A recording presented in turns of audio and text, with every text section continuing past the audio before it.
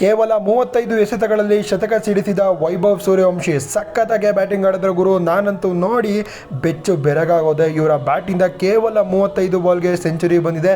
ಕ್ರೇಜಿಯಾಗಿತ್ತು ಗುರು. 11 rocket six ಕೂಡ ಹೊಡೆದ್ರು.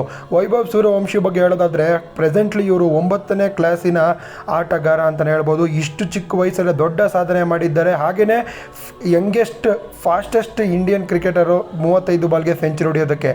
Score card ನೋಡಿ ಇಲ್ಲೇ ಇದೆ. GT ಮೊದಲು ಬ್ಯಾಟಿಂಗ್ ಮಾಡಿ 209 ಹೊಡೆಯುತ್ತೆ. ಉತ್ತರವಾಗಿ ವೈಭವ್ ಸೂರ್ಯವಂಶಿ ಅವರು ಕೇವಲ 35 ಬಾಲ್ಗೆ ಶತಕವನ್ನು ಸಿಡಿಸ್ತಾರೆ. 101 ರನ್ ಹೊಡೆದು ಔಟ್ ಆಗ್ತಾರೆ. ಅವರ ಬ್ಯಾಟಿಂದ 11 ಸಿಕ್ಸರ್ ಬಂದಿದೆ, 7 4 ಬಂದಿದೆ. Strike rate 265. ಇದು ಗುರು ಬೇಕಾಗಿರೋದು. ಸೂರ್ಯವಂಶಿ ಅವರ ಆಟ ಅಂತೂ ಸಾಕಾಗಿತ್ತು ಗುರು. 9ನೇ ಕ್ಲಾಸ್ ಓದ್ತಾ ಇರೋದು ಸೂರ್ಯವಂಶಿ, ಆದರೆ ದಾಖಲೆ ಮಾಡಿರೋದು ಈ ದೊಡ್ಡ ದಾಖಲೆ. ಶತಕ ಗುರು 35 ಬಾಲ್ಗೆ. ಕ್ರಿಸ್ ಗೇಲ್ 30 ಬಾಲ್ಗೆ ಸೆಂಚುರಿ ಹೊಡೆದಿದ್ರು. ಆ್ಯಸ್ ಎ ಇಂಡಿಯನ್ ಪ್ಲೇಯರ್ ಆಗಿ ವೈಭವ್ ಅವರು ಈಗ 35 ಬಾಲ್ಗೆ ಸೆಂಚುರಿ ಹೊಡೆದಿದ್ದಾರೆ.